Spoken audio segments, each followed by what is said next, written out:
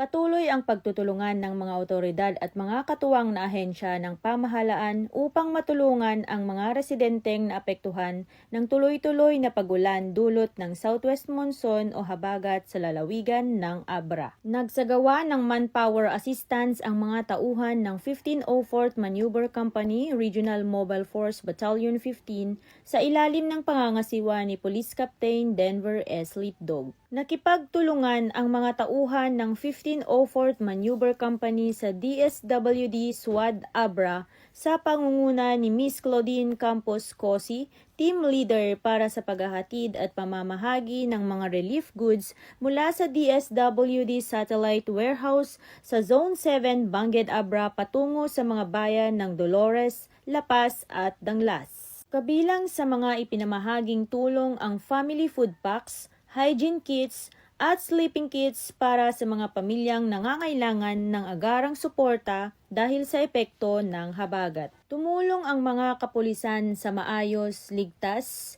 pagbiyahe at distribusyon ng mga relief assistance upang masiguro na agad itong makakarating sa mga apektadong komunidad. Sa panahon ng kalamidad, patuloy na ipinapakita ng Regional Mobile Force Battalion 15 ang kahalagahan ng bayanihan at pakikipagtulungan sa iba't ibang ahensya ng pamahalaan.